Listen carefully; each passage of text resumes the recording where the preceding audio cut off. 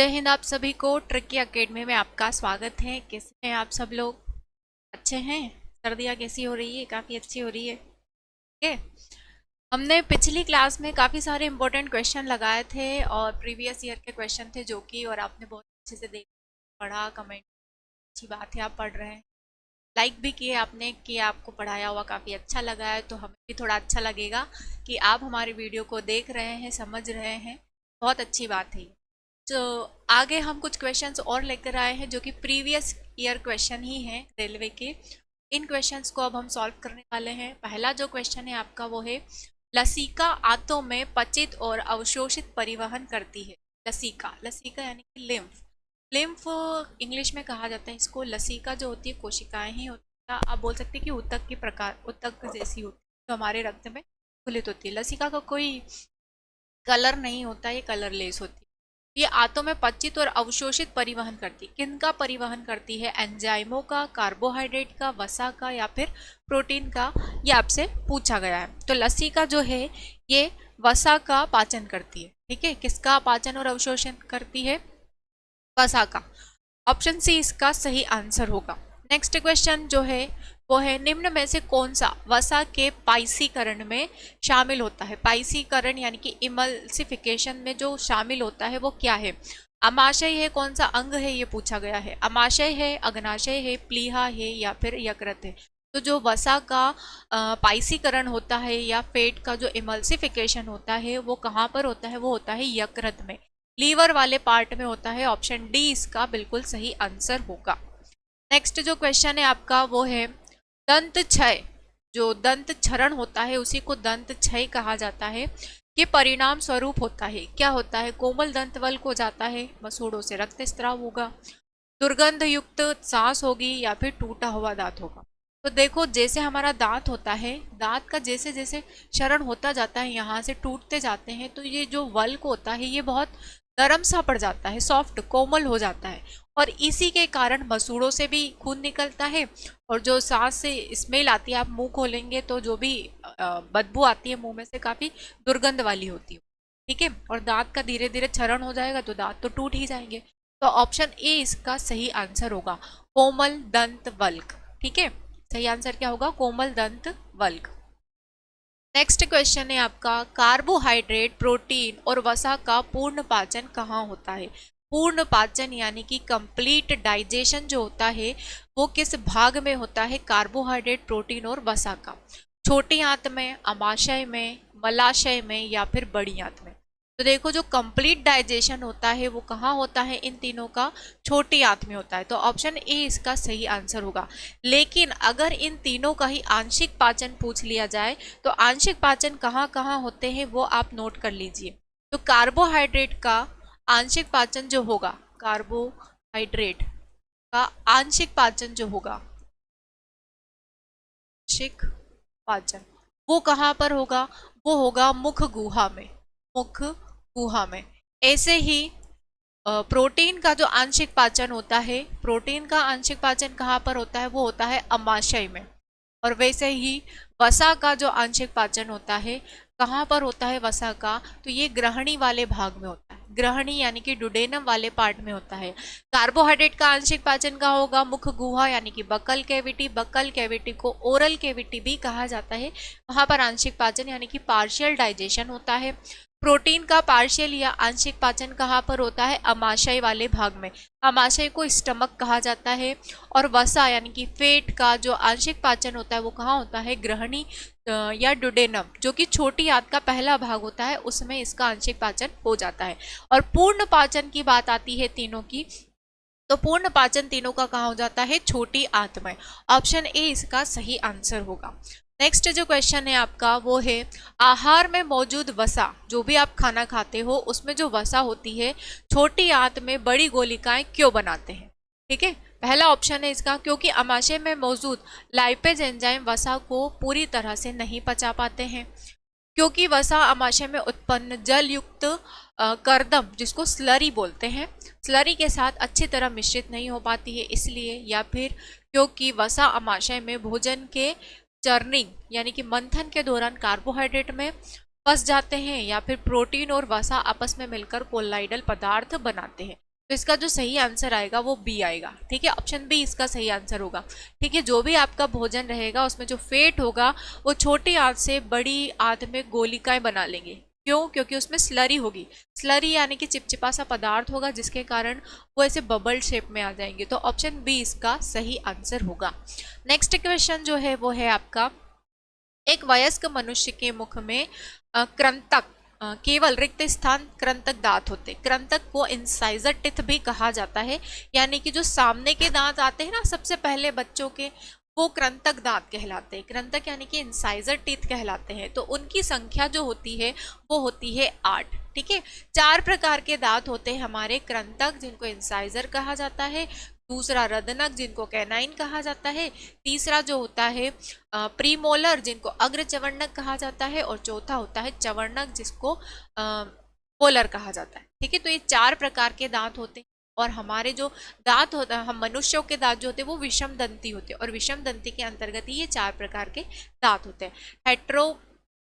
Heterodont कहलाते हैं हम लोग। ठीक है, हेट्रोडोंट, जैसे कि खरगोश वगैरह के क्या कहलाते हैं, होमोडोंट कहलाते हैं। वैसे हम क्या है, हम हेटेरोडोंट है। ठीक है, तो हमारे अंदर 4 प्रकार के दांत होते हैं। और कृंतक दांतों की संख्या यहाँ पूछी गई है, तो कितनी होती है? 8 होती है। ठीक है, 4 ऊपर 4 नीचे। अगला जो क्वेश्चन है वो है, मानवों में आहार नाल इनमें से कौन से भाग अपशिष्ट पदार्थ का उत्सर्जन करते हैं? ठीक है, बड़ी आंत, छोटी आंत, परिशेषिका या फिर मल द्वार। जितना भी आपके शरीर में उत्सर्जन पदार्थ बनता है वो किसके माध्यम से बाहर हो जाता है, ये आपसे पूछा गया है कि मानवों में आहार नाल का इनमें से कौन सा भाग है जो अपशिष्ट पदार्थों का उत्सर्जन करता है। वो होता है मल द्वार। अपशिष्ट पदार्थों का उत्सर्जन करने वाला जो भाग होता है वो होता है मल द्वार। छोटी आंत में भोजन का पूर्ण अवशोषण हो जाता है। बड़ी आंत में जो खनिज हैं या जो जल है उसका पूर्ण रूप से अवशोषण हो जाता है। बचते जितने भी वेस्ट प्रोडक्ट हैं या अपशिष्ट पदार्थ हैं वो मल द्वार के द्वारा आपके शरीर से बाहर निकल जाते हैं, उनका उत्सर्जन हो जाता है। तो ऑप्शन डी इसका बिल्कुल सही आंसर होगा। नेक्स्ट जो क्वेश्चन है वो है आपका मुख गुहिका, जिसे बकल कैविटी भी कहते हैं और ओरल कैविटी भी कहते हैं। मानव तंत्र का एक हिस्सा है। किस प्रकार के तंत्र का हिस्सा होता है आपका मुख गुहा? परिसंचरण तंत्र, उत्सर्जन तंत्र, पाचन तंत्र या फिर वसन तंत्र। इसका जो सही आंसर आएगा वो क्या आएगा? पाचन तंत्र। पाचन तंत्र क्यों आता है? क्योंकि पाचन तंत्र की शुरुआत कहाँ से हो जाती है? आपके बक्कल कैविटी से, मुख गुहा से। सबसे पहले आप खाना खाते हो, खाने को चबाते हो, तो कार्बोहाइड्रेट का आंशिक पाचन तो मुख गुहा में ही हो गया। इसीलिए कहाँ से शुरू हो जाता है? मुख गुहा से शुरू हो जाता है पाचन। तो सही आंसर क्या आएगा इसका? मुख गुहा का पाचन आएगा। नेक्स्ट जो क्वेश्चन है वो है, मानव शरीर के किस भाग में अंकुर, अंकुर को विलाई कहा जाता है, मौजूद होते हैं? यकृत में, छोटी आंत में, नेत्र में या फिर वृक्क में? तो देखो, विलाई जो स्ट्रक्चर होता है, विलाई का स्ट्रक्चर ऐसा होता है। आपने चाकू देखे होंगे, चाकू की धार इस तरीके से होती है, इस टाइप से चाकू होता है। ठीक है, ये मैंने काफ़ी बड़ी बना दी है। तो इसमें जो ये वाला स्ट्रक्चर है इसको विलाई कहा जाता है। ऐसा स्ट्रक्चर हमारी छोटी आंत में होता है। किस में होता है? ऑप्शन बी इसका सही आंसर आएगा, छोटी आंत। स्मॉल इंटेस्टाइन में विलाई पाई जाती है। क्यों पाई जाती है? तो देखो, इस टाइप का स्ट्रक्चर होता है हमारी छोटी आंत का, राउंड शेप में होता है क्योंकि ऐसे घुमावदार होती है। तो इसी के अंदर ये ऐसी विलाई होती है इस टाइप से। ये क्या करती है कि जो भोजन के कुछ अणु होते हैं, बड़े अणु होते हैं, उनको और छोटे छोटे अणुओं में विभक्त करने का जो काम होता है वो कौन करता है? वो ये विलाई करती है। ठीक है, ऐसे बड़े बड़े अणु होंगे आपके भोजन के, तो और छोटे छोटे अणुओं में कौन डिवाइड कर देगा? वो ये विलाई डिवाइड कर देगी। इतने छोटे अणुओं में डिवाइड कर देगी कि वो आपके रक्त में से घुल जाए। ठीक है, तो इसीलिए क्या होती है? विलाई होती है। वहाँ पर छोटी आंत में, ताकि भोजन का पूर्ण रूप से पाचन हो सके। ठीक है, थोड़ा प्रोनाउंसिएशन में मिस्टेक हो जाती है बोलते हुए, सॉरी। तो भोजन का पूर्ण रूप से पाचन हो जाए, इसीलिए विलाई होती है, ताकि वो बिल्कुल छोटे छोटे अणुओं में टूट जाए, ताकि वो रक्त में घुल जाए। ठीक है, इसीलिए कहाँ होती है? ये छोटी आंत में होती है। अगला जो क्वेश्चन है आपका वो क्या है? पित्त रस के कार्य नीचे दिए गए हैं, उस विकल्प का चयन करें जो पित्त रस के कार्य से संबंधित नहीं है, जो पित्त रस के कार्य में शामिल नहीं है, वो आपसे पूछा गया है। यह अग्नाशयी एंजाइमों की क्रिया के लिए भोजन को क्षारीय माध्यम प्रदान करता है। बिल्कुल सही आंसर है ये। पित्त रस की जो प्रकृति होती है, जो नेचर होता है पित्त रस का, वो बेसिक ही होता है, क्षारीय नेचर का होता है, ठीक है। सॉरी। इसमें प्रोटीन को पचाने वाले एंजाइम होते हैं जो प्रोटीन के पाचन में सहायक होते हैं। देखिए पित्त रस में कोई एंजाइम नहीं होते, इसमें केवल लवण होते हैं। ना इसमें हार्मोन्स होते हैं, ना इसमें एंजाइम होते हैं। इसमें केवल क्या होते हैं, इसमें कुछ लवण होते हैं, ठीक है, वो भी सोडियम के। यह अग्नाशयी एंजाइमों की क्रिया की दक्षता को बढ़ाता है। यह बड़ी वसा गोलिकाओं को छोटी वसा गोलिकाओं में विघटित करता है। तो देखो मैंने अभी आपको बताया था कि जो प्रोटीन का पाचन होता है वो कहाँ होता है, तो आंशिक पाचन तो आमाशय में होगा और पूर्ण पाचन कहाँ होता है, छोटी आंत में होता है। तो यहाँ पर प्रोटीन को पचाने वाले एंजाइम होते हैं जो प्रोटीन के पाचन में सहायक होते हैं। क्या ये सही है? बिल्कुल गलत है। ऑप्शन बी इसका सही आंसर होगा कि ये पित्त रस के कार्यों में शामिल नहीं है, ठीक है। ऑप्शन बी इसका सही आंसर होगा। नेक्स्ट क्वेश्चन है आपका, निम्न में से कौन सा पाचक एंजाइम लार में पाया जाता है, ठीक है। एंजाइम का पूछा है कि कौन सा एंजाइम है जो पाचन की क्रिया में भी सहायक होता है और लार में पाया जाता है। एंटीरोकाइनेज, लाइपेज, पेप्टाइडेज या फिर एमाइलेज। तो देखो हमारे लार में दो एंजाइम होते हैं, एक होता है टाइलिन, एक होता है एमाइलेज।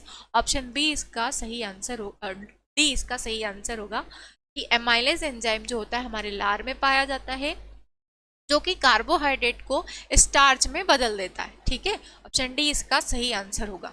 नेक्स्ट क्वेश्चन है, निम्न में से किस जीव की छोटी आंत अपेक्षाकृत लंबी होती है। जो स्मॉल इंटेस्टाइन है हमारे शरीर में उसकी लंबाई काफी ज्यादा होती है, लेकिन ऐसे कौन से जानवर होते हैं जिनमें इस छोटी आंत की लंबाई जो होगी वो छोटी होगी, ठीक है, सॉरी लंबी होगी, ये पूछा गया। छोटी आंत की लंबाई और ज्यादा लंबी होगी। बाघ, गाय, मनुष्य या फिर शेर। सबसे लंबी जो होती है वो किसकी होती है, वो गाय की होती है। मनुष्य की छोटी आंत से भी ज्यादा लंबी होती है छोटी आंत गाय में। क्यों? गाय जो है वो घास फूस वनस्पतियां वगैरह खाती रहती है, तो इनमें क्या होता है, सेल्यूलोज होता है और कुछ न्यूट्रिएंट्स भी होते हैं। तो इनको डाइजेस्ट करने के लिए उनको काफ़ी समय की आवश्यकता होती है। सेल्यूलोज जो है इजीली डाइजेस्ट नहीं होता है। सेल्यूलोज क्या, एक टाइप का कार्बोहाइड्रेट है। तो पॉलीसेकेराइड में आने वाला ये कार्बोहाइड्रेट इतनी आसानी से डाइजेस्ट नहीं हो पाता, इतनी आसानी से पच नहीं पाता है। इसीलिए गाय में जो इंटेस्टाइन होती है, स्मॉल इंटेस्टाइन, वो काफ़ी लंबी होती है इन बाकी के जीवों की तुलना में। और जो सबसे छोटी होगी वो किसकी होगी, बाघ या शेर की होगी, क्योंकि ये मांसाहारी जीव होते हैं और इनमें कोई सेल्यूलोज तो होगा नहीं, तो इसीलिए इजीली डाइजेस्ट हो जाते हैं। इसीलिए इनकी जो स्मॉल इंटेस्टाइन होती है बाघ की या शेर की या जितने भी मांसाहारी जीव है उनकी स्मॉल इंटेस्टाइन छोटी ही रहेगी, ठीक है। बाकी गाय की और मनुष्य की थोड़ी बड़ी रहती है इसी कारण। नेक्स्ट क्वेश्चन है, निम्न में से कौन सा अमाशय में बनने वाला एक प्रोटीन पाचक एंजाइम है। अमाशय में बनने वाला प्रोटीन पाचक एंजाइम पूछा है आपसे। HCl है, HCl तो एसिड है, हाइड्रोक्लोरिक अम्ल है, एंटीरोकाइनेज है, पेप्सिन है या फिर माल्टेज है।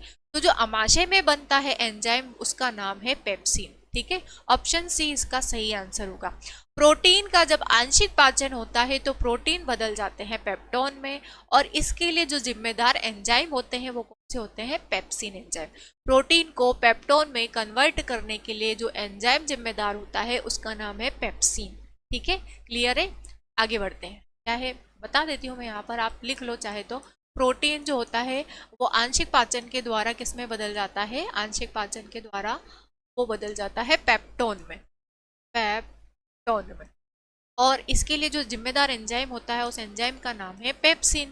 तो ये आंशिक पाचन में हो रहा है। जब पूर्ण पाचन होता है तो यही पेप्टोन आगे चलकर अमाइनो एसिड में चेंज हो जाते हैं, और उसके लिए जो जिम्मेदार एंजाइम होगा वो होगा ट्रिप्सिन, ठीक है। क्लियर है? आंशिक पाचन के लिए पेप्सिन और पूर्ण पाचन के लिए ट्रिप्सिन। चलो आगे बढ़ जाते हैं। अब हम अगला क्वेश्चन देख लेते हैं। बड़ी वसा गोलिकाओं के आकार को संकुचित करता है जिससे एंजाइम अधिक प्रभावी ढंग से काम करते हैं। क्या है वो पित्त लवण है, आंत्र रस है, हाइड्रोक्लोरिक अम्ल है या फिर अग्नाशयी रस है। वो होता है क्या, पित्त लवण। अभी पिछला क्वेश्चन ही हमने देखा था कि पित्त रस के द्वारा ही जो बड़ी गोलाकार कोशिकाएं होती है वसा की, वो किसमें कन्वर्ट हो जाती है, वो संकुचित हो जाती है छोटी इसके माध्यम से, पित्त रस के माध्यम से, ठीक है। तो ऑप्शन ए इसका सही आंसर होगा, पित्त लवण, ठीक है। अगला क्वेश्चन देख लेते हैं हम। जठर रस, जठर रस को गैस्ट्रिक जूस भी कहा जाता है। में डुबोने पर पीएच पेपर का रंग कैसा हो जाएगा? जठर रस जो होता है वो उसका लाल होगा, सॉरी नीला होगा, लाल होगा, पीला होगा या फिर हरा पीला होगा। देखो, एसिड और बेस को पहचानने का एक प्रैक्टिकल होता है, वो होता है लिटमस पेपर। ठीक है, लिटमस पेपर के ऊपर अगर नीला कलर, नीले लिटमस पेपर को जो लाल कर देता है वो क्या होता है? अम्ल होता है। ठीक है, और जो लाल को नीला कर देता है वो क्या होता है? क्षार होता है। तो यहाँ पर जो गैस्ट्रिक जूस है उसमें अगर किसी पेपर को डुबाया जाता है तो वो कलर दे देता है रेड, लाल कलर देता है। ठीक है, लाल कलर देता है, मतलब क्या है? ये एक अम्ल है। ठीक है, तो क्या आएगा इसका आंसर? बी आएगा, लाल रंग। नेक्स्ट क्वेश्चन है आपका, दंत क्षय, टूथ डिके किस पीएच स्तर पर शुरू होता है? कौन से पीएच वैल्यू है जिसके माध्यम से दंत क्षरण यानी कि दांतों का झरना शुरू हो जाता है? 7 के पीएच पर, 7 तो उदासीन होता है, इस पर कोई असर नहीं। 7 से अधिक पीएच पर, 7 से अधिक क्षारीय होते हैं। 6 के पीएच पर, 6 के पीएच पर इतना एसिड नहीं होगा। दंत क्षरण होता है ज्यादा एसिड लेने के कारण। ठीक है, और ज्यादा एसिड कब होगा? जब 5.5 से कम पीएच वैल्यू होगी। ऑप्शन डी इसका सही आंसर होगा। जो अम्ल होते हैं, जो स्वाद में खट्टे होते हैं, खट्टेपन के कारण हमारे दांत कैसे हो जाते हैं? झरने से लग जाते हैं। इसीलिए जब पीएच वैल्यू 5.5 से कम होगी तभी दांतों का क्षरण शुरू होना हो जाएगा। ठीक है, नेक्स्ट क्वेश्चन, लार एमाइलेज, सलाइवरी एमाइलेज जो अभी क्वेश्चन पूछा था, पाचन में मदद करता है। सेल्यूलोज, लिपिड, प्रोटीन या स्टार्च? अभी अभी मैंने आपको बताया था कि एमाइलेज एंजाइम जो होता है कार्बोहाइड्रेट को स्टार्च में कन्वर्ट कर देता है। और यहीं पर आपसे क्वेश्चन पूछ लिया गया है कि सेल्यूलोज, लार एमाइलेज जो होता है पाचन में मदद करता है। किसके पाचन में? सेल्यूलोज के, लिपिड के, प्रोटीन के या स्टार्च के? तो सही आंसर क्या होगा? Starch, option D. और स्टार्च क्या है? स्टार्च एक प्रकार का कार्बोहाइड्रेट है, कार्बोहाइड्रेट है। और कौन से प्रकार का कार्बोहाइड्रेट है ये? तो ये है पॉलीसेकेराइड, पॉलीसेकेराइड, पॉलीसेकेराइड प्रकार का ये कार्बोहाइड्रेट है। ऑप्शन डी इसका सही आंसर होगा। नेक्स्ट क्वेश्चन है आपका, मनुष्य के आमाशय में कौन सा अम्ल बनता है? स्टमक में बनने वाला एसिड पूछा है आपसे। लैक्टिक अम्ल, CH3COOH एसिटिक अम्ल, H2SO4 सल्फ्यूरिक अम्ल या फिर HCl हाइड्रोक्लोरिक अम्ल? आमाशय में कौन सा एसिड होता है? HCl हाइड्रोक्लोरिक एसिड होता है। ठीक है, इसको क्या बोलते हैं? इसको कहा जाता है एसिटिक एसिड, एसिटिक अम्ल। ये सिरके में पाया जाता है। H2SO4 को बोलते हैं सल्फ्यूरिक अम्ल, फ्यूरिक, सल्फ्यूरिक अम्ल। सल्फ्यूरिक अम्ल को अम्लों का राजा भी कहा जाता है, अम्लों का राजा सल्फ्यूरिक अम्ल को कहा जाता है। ठीक है, H2SO4 को सल्फ्यूरिक अम्ल को ही क्या कहा जाता है? अम्लों का राजा। और इसको बैटरी एसिड भी कहा जाता है, बैटरी अम्ल। ठीक है, बैटरी अम्ल भी किसको कहा जाता है? H2SO4। बचता क्या है? HCl इसका सही आंसर है। HCl का पूरा नाम है हाइड्रोक्लोरिक अम्ल, क्लोरिक अम्ल। HCl को कहा जाता है हाइड्रोक्लोरिक अम्ल। हमारी स्टमक में इसका जो पीएच वैल्यू होता है वो कितना होता है? 2.5 से लेकर 1.5 इसका पीएच वैल्यू होता है। ठीक है, हमारी स्टमक में काम क्या होता है? जब हमारे भोजन में कुछ जीवाणु चले जाते हैं, बैक्टीरिया चले जाते हैं, तो उनको मारने का काम किसका होता है? इस हाइड्रोक्लोरिक अम्ल का होता है। और जब आप खाली पेट रहते हैं या आपने कुछ ज़्यादा खा लिया होता है तो यही हाइड्रोक्लोरिक हमारे शरीर में एसिडिटी भी पैदा कर देता है। एसिड है तो एसिडिटी ही पैदा करेगा, ज़्यादा ज़्यादा सीक्रेट होगा, जिसके कारण हमारे स्टमक की जो म्यूकस वाली लेयर होती है, म्यूकस जिसको बलगम कहा जाता है या श्लेष्मा भी कहा जाता है, वो इससे प्रोटेक्ट करती है। HCl से रक्षा करने का काम वही करती है। ठीक है, और अगर नहीं करेगी और ज़्यादा से ज़्यादा एसिडिटी बढ़ेगी शरीर में तो पेट के छाले हो जाते हैं, और पेट के छाले को क्या कहा जाता है? अल्सर कहा जाता है। क्लियर है इतना? आगे बढ़ते हैं अब हम। नेक्स्ट क्वेश्चन है आपका, निम्न में से क्या आहार नाल में अम्लीय आहार को क्षारीय में परिवर्तित करता है? अम्ल को क्षार में परिवर्तित करने वाला क्या है? जठर रस है, आंत्र रस है, पित्त रस है या फिर अग्नाशयी रस है? तो इसका जो सही आंसर आएगा ऑप्शन सी आएगा, पित्त रस। पित्त रस का जो प्रकृति होती है या नेचर जो होता है इसका कैसा होता है? क्षारीय होता है। इसीलिए जब स्टमक में भोजन रहता है, हमारे आमाशय में जब भोजन रहता है, तो HCl के कारण वो अम्लीय रहेगा, और जब स्टमक से आगे बढ़ता है, आमाशय से आगे बढ़ेगा, तो पित्त रस के माध्यम से उसकी प्रकृति कैसी हो जाएगी, क्षारीय हो जाएगी। तो ऑप्शन सी इसका सही आंसर होगा। और जब एसिडिटी होती है ना, तो ये पित्त रस ज्यादा बन नहीं पाता है, ज्यादा क्षार नहीं बनेगा, तो ये भोजन की प्रकृति को कैसे चेंज करेगा, इसीलिए एसिडिटी होती है। नेक्स्ट क्वेश्चन है, हमारी जीवा पर कौन सा अभिग्राही रिसेप्टर स्थित होता है जो हमें टेस्ट के बारे में बताता है? प्रकाशग्राही, प्रकाशग्राही तो प्रकाश के बारे में बताएगा। तापग्राही, तापग्राही ताप के बारे में बताएगा कि टेम्परेचर कैसा है। रस संवेदी या फिर ग्रहणग्राही, ग्रहणग्राही के माध्यम से आप केवल स्मेल करेंगे, ठीक है, आप सूंघेंगे। जो टेस्ट बताएगा वो क्या होगा, रस संवेदी। ऑप्शन सी इसका सही आंसर होगा, रस संवेदी। नेक्स्ट क्वेश्चन है आपका, सामान्य परिस्थितियों में अम्ल की अभिक्रिया से पेट की अंदरूनी परत को बचाने का कार्य कौन करता है? अभी अभी मैंने आपको बताया, बलगम, जठर ग्रंथि, एंजाइम या फिर विलाई। विलाई तो छोटी आंत में होती है, एंजाइम्स हमारे शरीर में ही होते हैं जो हमारे भोजन को पचाने के लिए आवश्यक होते हैं, जो हमारे मुख से ही स्टार्ट हो जाते हैं। जठर ग्रंथि हमारे आमाशय में पाई जाती है, और अम्ल की अभिक्रिया से पेट की जो सुरक्षा करता है वो होता है बलगम। ऑप्शन ए इसका सही आंसर होगा। इसी को कहा जाता है श्लेष्मा, और इंग्लिश में इसको कहा जाता है म्यूकस, म्यूकस, ठीक है। तो ऑप्शन ए इसका सही आंसर होगा। अगर यह म्यूकस उससे रक्षा नहीं कर पाता है तो पेट के छाले यानी कि अल्सर हो जाते हैं, और फिर इंसान की मौत होने के भी काफी चांस होते हैं। नेक्स्ट क्वेश्चन है, अगर वो बढ़ जाते हैं तो निम्न में से किस पशु में छोटी आंत सबसे छोटी होती है? गाय, खरगोश, शेर या फिर बकरी। सबसे छोटी किसमें होगी? अभी मैंने बताया जो मांसाहारी जीव होती है उनकी छोटी आंत छोटी ही रहती है। तो इसमें मांसाहारी क्या है? शेर है। ऑप्शन सी इसका सही आंसर होगा। बाकी गाय भी घास फूस वगैरह खा लेती है तो सेल्यूलोज होगा, खरगोश भी खाते हैं और बकरी भी वनस्पतियां ही खाती है, इसीलिए इनकी जो इंटेस्टाइन है वो बड़ी होती है। नेक्स्ट क्वेश्चन है आपका, निम्न में से कौन सा अंग पित्त रस यानी कि बाइल जूस को स्त्रावित करता है? ऑप्शन है आपके यकृत, हृदय, वृक्क या फिर मस्तिष्क। वृक्क को किडनी कहा जाता है, हृदय को हार्ट कहा जाता है, यकृत यानी कि लीवर और मस्तिष्क यानी कि ब्रेन। तो जो पित्त रस का स्त्रावन करते हैं वो क्या होता है? वो होता है यकृत यानी कि लीवर। ऑप्शन ए इसका सही आंसर होगा। यकृत से 3 चीजों का स्त्रावन होता है। पहला जो होता है वो होता है आपका पित्त रस, पित्त रस यानी कि बाइल जूस। दूसरा जो होता है इसमें हिपेरिन होता है। हिपेरिन एक प्रोटीन के रूप में होता है जो आपकी रक्त वाहिकाओं में रक्त को नहीं जमने देता। तीसरा जो होता है इसमें होता है कोलेस्ट्रॉल। कोलेस्ट्रॉल 75% आपके शरीर में ही बनता है, बाकी का 25% जो होता है आप बाहर की चीज़ों से, जैसे कि अल्कोहल वगैरह हो गया, या आप जंक फूड लेते हैं, चीज़ वगैरह, या फेट वाली चीज़ें आप ज़्यादा ले रहे हैं तो इससे भी कोलेस्ट्रॉल बढ़ जाता है। कोलेस्ट्रॉल ज़्यादा बढ़ने के कारण हार्ट अटैक के काफ़ी चांसेस होते हैं, क्योंकि ब्लड में अगर कोलेस्ट्रॉल बढ़ा तो ब्लड गाढ़ा हो जाता है और फ्लो होने में बहुत प्रॉब्लम कर देता है। जो शरीर में झिनझिनी सी आती है या सीने में दर्द सा होता है या बेचैनी सी होती है, ये सब कोलेस्ट्रॉल के ही सिम्टम्स होते हैं, ठीक है। और इसी के कारण क्या हो जाता है? हार्ट अटैक भी हो सकता है। नेक्स्ट क्वेश्चन है आपका, पाचन के बाद प्रोटीन जाता है परिवर्तित, प्रोटीन परिवर्तित हो जाता है, ठीक है, किसके रूप में? छोटी छोटी गोलियों में, स्टार्च में, कार्बोहाइड्रेट्स में या फिर अमीनो अम्ल में। तो देखो प्रोटीन जो होगा वो कन्वर्ट होगा किसमें? अमीनो अम्ल में, ठीक है। पहले प्रोटीन कन्वर्ट होता है पेप्टॉइड में और फिर वही पेप्टॉइड कन्वर्ट हो जाते हैं अमीनो अम्ल में। पहले क्या थे? प्रोटीन थे।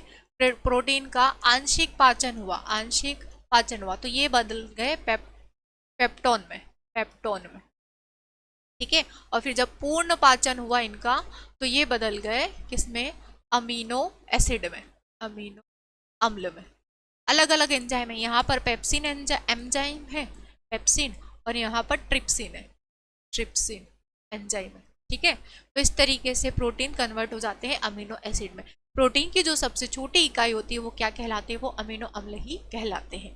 अगला जो क्वेश्चन है आपका, और ये लास्ट क्वेश्चन रहेगा हमारी इस क्लास का, वो है मानव इनमें से किसे नहीं पचा सकता है? किसे नहीं पचा सकता है? सेल्यूलोज, स्टार्च, अमीनो अम्ल या फिर ग्लाइकोजन। ग्लाइकोजन जो होता है हमारे शरीर में यकृत में पाया जाता है। जब ग्लूकोज कन्वर्ट हो जाता है ग्लाइकोजन में तो वो कहाँ पर होता है, वो यकृत में होता है, तो ये हमारे शरीर में ही पाया जाता है। अमीनो अम्ल जो होते हैं प्रोटीन की सबसे छोटी इकाई होती है। स्टार्च जो है कार्बोहाइड्रेट की सबसे छोटी इकाई है। तो बचता क्या है, कार्बोहाइड्रेट, तो बचता क्या है, सेलुलोज। ऑप्शन ए इसका सही आंसर होगा। सेलुलोज, जब हम आदि मानव थे तो हम कच्चा मांस खाते थे, घास फूस वगैरह खाते थे, तो तब हमारे शरीर में क्या हुआ था, सेलुलोज को पचाने के लिए अपेंडिक्स हुआ करता था। जैसे जैसे इन चीज़ों का यूज़ कम हुआ तो हमारे अपेंडिक्स का काम भी कम हो गया। इसीलिए हमारे शरीर में अपेंडिक्स तो है पर वो सेलुलोज को डाइजेस्ट नहीं कर पाता है। जैसे ही हम कुछ सेलुलोज वाली चीज़ें खा लेते हैं तो अपेंडिक्स में हमारी दिक्कत हो जाती है और हमें लूज मोशन वगैरह हो जाते हैं। तो सेलुलोज को हम डाइजेस्ट नहीं कर सकते, हम नहीं पचा सकते। ठीक है, सेलुलोज को पचाने के लिए जो इंटेस्टाइन होनी चाहिए वो भी काफ़ी लार्ज होनी चाहिए, तभी ये आसानी से पच पाता है, यानी कि उसको पचने के लिए काफ़ी समय लगता है। तो इसीलिए सेलुलोज हमारे शरीर में नहीं पचता है। ठीक है, हमारे शरीर में क्या क्या पच जाते हैं, कार्बोहाइड्रेट पच जाते हैं, प्रोटीन पच जाते हैं, और ग्लूकोज भी किसका ही रूप होता है, कार्बोहाइड्रेट का ही एक रूप होता है। तो आज की क्लास के हमारे 25 क्वेश्चन पूरे कंप्लीट हो चुके हैं। अगर हम आपको हमारा पढ़ाया हुआ अच्छा लगता है तो प्लीज़ हमारे चैनल को ज़्यादा से ज़्यादा लाइक करें, शेयर करें, सब्सक्राइब करें और बने रहें ट्रिकी अकेडमी में। देख रहे हैं हम, काफ़ी व्यू बढ़ रहे हैं आप लोगों के, और अच्छी बात है, आप लोग हम से पढ़ रहे हैं, हमारा पूरा डिस्क्रिप्शन समझ रहे हैं, काफ़ी मदद मिलने वाली है आपको इन क्वेश्चंस की आपकी एग्ज़ाम के लिए। ठीक है, तो बने रहें आप ट्रिकी अकेडमी में। अगली क्लास में फिर मुलाकात होगी, तब तक के लिए जय हिंद, धन्यवाद।